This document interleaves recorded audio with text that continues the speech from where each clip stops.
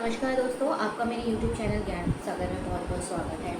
आज मैं आपको बताने वाली हूँ कि निर्जला एकादशी कब है और इसका शुभ मुहूर्त क्या है, पूजा विधि क्या है और आपको किस तरीके से व्रत का पारण करना है। देखिए, निर्जला एकादशी जो है साल में एक बार आती है और इसका व्रत करने का बहुत अधिक महत्व है। यदि हमने साल भर की एकादशी का व्रत नहीं किया है तो हम यदि निर्जला एकादशी का व्रत कर लेते हैं तो वह हमें 24 एकादशी के बराबर फल देने वाली होती है। एक महीने में 2 एकादशी होती हैं, कृष्ण पक्ष की और शुक्ल पक्ष की। यदि हम साल भर की एकादशी नहीं कर पाते हैं तो हमें सिर्फ निर्जला एकादशी भी हम कर लेते हैं तो उसका हमें फल प्राप्त हो जाता है।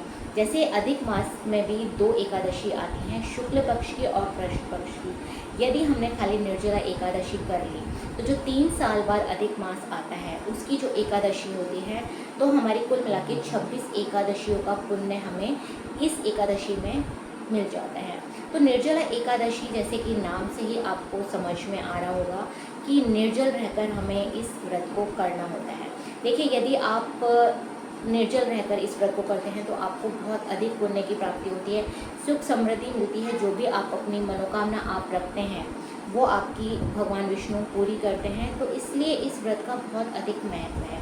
देखिए, निर्जला एकादशी है जो ज्येष्ठ मास की शुक्ल पक्ष को आ रही है, जो 25 जून को है। तो इस महीने में अधिक गर्मी होती है और हमें निर्जला एकादशी का व्रत रखना होता है और यही इसका महत्व है। जो भक्त निर्जला एकादशी का व्रत निर्जल रह के और भूखे रह के करते हैं तो उनको कहीं अधिक फल की प्राप्ति होती है। देखिए, आपके शरीर की सामर्थ्य है। प्रभु भगवान ये नहीं बोलते कि आपको अपने शरीर को कष्ट देके इस व्रत को करना है। यदि आपके अंदर सामर्थ्य है तो खाली आप जल पीकर भी व्रत रख सकते हैं, लेकिन आपको भोजन नहीं करना है, आपको भोजन त्याग करके ही व्रत रखना होता है। देखिए, अब ये 25 जून को निर्जला एकादशी है, लेकिन जो इसका जो तिथि स्टार्ट हो जाती है वो हो जाती है बुधवार से। तो बुधवार से जो समय रहता है वो 8:12 शाम से बुधवार से स्टार्ट हो जाएगी 24 जून से। तो आपको जो व्रत का जो नियम स्टार्ट करने हैं वो आपको 24 जून से ही स्टार्ट करने हैं। सबसे पहले तो देखिए, आपको ब्रह्मचर्य का पालन करना है। यदि आप कोई भी व्रत रखते हैं, पूजा करते हैं, तो आपको सबसे पहले ब्रह्मचर्य का पालन करना होता है। तो आपको 1-2 दिन पहले ब्रह्मचर्य का पालन करना है। तो 24 जून को इसकी तिथि प्रारंभ हो रही है 8:12 से। आपको हेयर वॉश कर लेना है बुधवार को ही, क्योंकि ये जो 25 जून को एकादशी आ रही है वो बृहस्पति को आ रही है। तो बृहस्पतिवार को सर नहीं धोया जाता है, तो आपको 24 जून को ही अपना सर धो लेना है। सुबह आपको, जब 25 जून है, एकादशी है, उस दिन आपको पीले वस्त्र पहनने हैं। अब पूजा विधि क्या है? देखिए, सुबह उठिए, स्नान करिए और स्नान करने के बाद आपको भगवान विष्णु की पूजा करनी है। आप आसन लगाइए, उनका तस्वीर हो तो उनकी तस्वीर रखिए और व्रत का आपको संकल्प लेना है। देखिए, अधिक मास खत्म हो चुका है और आपको संकल्प, यदि आपको एकादशी जो भी व्रत आपके आगे आएंगे, आप इस एकादशी से सारे व्रत उठा सकते हैं। तो आपको संकल्प लेना है। आप एकादशी व्रत यदि उठाना चाहती हैं तो आप संकल्प ले लीजिए। संकल्प आपको किस तरीके से लेना है? आपको दाहिने हाथ में थोड़े से तिल लेने हैं। देखिए, एकादशी है तो आपको चावल का उपयोग नहीं करना है इस दिन। थोड़े से आप तिल ले लीजिए, पुष्प ले लीजिए और गंगा जल हो या सादा जल हो तो आप जल ले लीजिए अपने हाथ में और संकल्प करिए, हे विष्णु भगवान, हे लक्ष्मी माता, मैं संकल्प ले रही हूँ, मैं इतने दिन का एकादशी का व्रत करूँगी, साल भर का करूँगी, मेरी सामर्थ्य के अनुसार मैं व्रत करूँगी। आप मेरी मनोकामना पूर्ण करिए, मेरे घर को सुख समृद्धि दीजिए और मुझे इस व्रत को रखने का सामर्थ्य दीजिए। इस तरह से कहकर आप ये जो पुष्प वगैरह जो आपने लिए हैं, तिल लिए हैं, वो आपको विष्णु भगवान की तस्वीर के सामने अर्पित कर देना है। देखिए, इस दिन पीले कपड़े जरूर पहनिए क्योंकि गुरुवार का दिन है और भगवान विष्णु को पीला रंग बहुत अधिक प्रिय है। जो आप कलश का लोटा रखेंगे वो भी आपको दाहिने हाथ की तरफ रखना है। उसमें आप थोड़ा सा चंदन मिला दीजिए, क्योंकि चंदन में पीले रंग का होता है। चंदन नहीं है तो आप हल्दी उस जल के अंदर मिला दीजिए। और देखिए, एक घड़ा जरूर रखिएगा, मिट्टी का घड़ा आपको लेना है क्योंकि इस दिन घड़ा दान करने का बहुत अधिक महत्व होता है। तो आप जो घड़ा लेंगे उसके ऊपर आप थोड़े से तिल रखिएगा। जो भी मौसमी फल हैं वो आप रख लीजिए, आम रख लीजिए या फिर जो भी आपकी सामर्थ्य है, केला रख लीजिए। कोई भी आपको मौसमी फल उसके ऊपर रखना है। और देखिए घड़ा आपको दान करना है, या तो आप किसी पंडित को दे सकते हैं, ब्राह्मण को दे सकते हैं, नहीं तो आप कोई गरीब व्यक्ति है उसको भी आप दे सकते हैं कुछ दक्षिणा के साथ, या जो भी आप देना चाहें। देखिए इस दिन काफ़ी दान का महत्व होता है, तो आप चाहें तो छाता भी दान दे सकते हैं। जल आपको दान करना है जितना हो सके। देखिए आप खुद निर्जल रहकर ये व्रत रख रहे हैं, लेकिन आपको जल का जितना हो सके अधिक से अधिक दान करना है। आप चाहें तो बाहर आप जल भी पिला सकते हैं, शरबत पिला सकते हैं, इस तरह का दान आपको करना है। जूते चप्पल आप दान कर सकते हैं, कपड़े दान कर सकते हैं, फल दान करिए, जो आपकी सामर्थ्य है जितना आप दान कर सकते हैं। गरीबों को दान करिए, ब्राह्मणों को दान दीजिए। तो दान का बहुत अधिक महत्व बताया गया है निर्जला एकादशी में। जो भी एकादशी पढ़ती हैं, आप जब व्रत करती हैं तो आपको देखिए दान दक्षिणा तो ज़रूर देनी चाहिए, क्योंकि इसका एक अलग हमें फल प्राप्त होता है। पूजा विधि हमने कर ली। व्रत, देखिए व्रत हमको जो है उठाना है।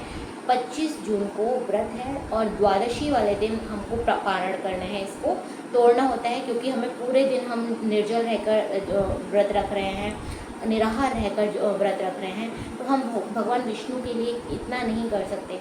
यदि हम करवा चौथ का व्रत रखते हैं अपने पति के लिए, वो भी हम निर्जल रहकर ही रखते हैं, तो भगवान विष्णु के लिए क्या हम इतना नहीं कर सकते? भगवान के लिए इतना नहीं कर सकते? भगवान हमको सुख समृद्धि का आशीर्वाद देकर जाएंगे। तो आपको निर्जल रहकर ही व्रत करना है। आप अपनी सामर्थ्य के अनुसार निर्जल रहकर ही व्रत रखने की कोशिश करिए, और आपको अन्न नहीं खाना है। सुबह आप ब्राह्मणों को दान देकर या फिर गरीबों को दान देकर आप द्वादशी वाले दिन आपको व्रत का पारण करना है। और इसका जो मुहूर्त है 9:12 तक का है। शुक्रवार वाले दिन 26 जून को पारण करना है आपका। ये देखिए जो निर्जला एकादशी होती है, इसको पांडव एकादशी और भीमसेन एकादशी भी कहा जाता है, क्योंकि पांडवों ने भी निर्जल रहकर इस व्रत को किया था, और भीम जो भूखे नहीं रह सकते थे, उन्होंने भी एक निर्जल एकादशी का व्रत रखा था, इसलिए इसको पांडव एकादशी और निर्जल एकादशी कहा जाता है। इस दिन दान करने का बहुत अधिक महत्व होता है। और देखिए जो हमारे जितने भी हम वृक्ष होते हैं जिनकी हम पूजा करते हैं, वहाँ पर जाकर आप दीपदान जरूर करिएगा। दीपदान का भी बहुत अधिक महत्व होता है।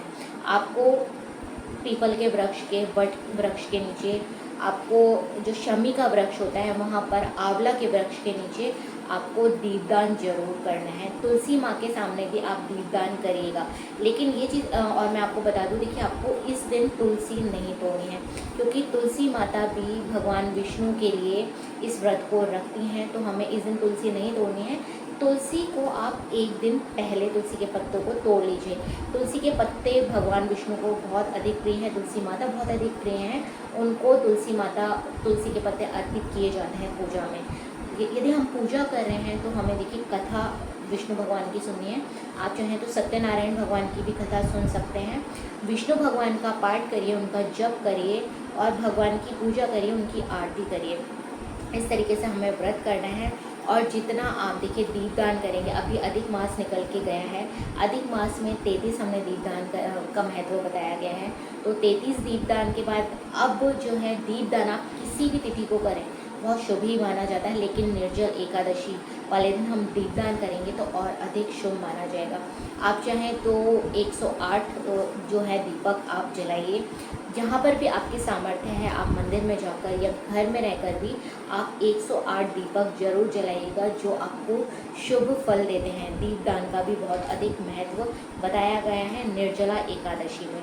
देखिए जो जानकारी मैं आपको दे रही हूँ निर्जला एकादशी की, तो ये आपके लिए आप आगे इसको शेयर करिए, क्योंकि इस वीडियो को आप जितना अधिक पहुंचाएंगे तो लोगों तक जानकारी पहुंचेगी। और मैं चाहती हूँ मेरे चैनल को आप लोग प्लीज़ सब्सक्राइब ज़रूर करिएगा, क्योंकि मैं इस तरह के वीडियोस आप लोगों के लिए लाती रहती हूँ। और आप आगे मेरे वीडियो को शेयर करिए, लाइक करिए, कमेंट्स में जय विष्णु भगवान कहना ना भूलेगा। चलिए मिलते हैं आपसे इसी तरह के नेक्स्ट वीडियो में। जय माता दी।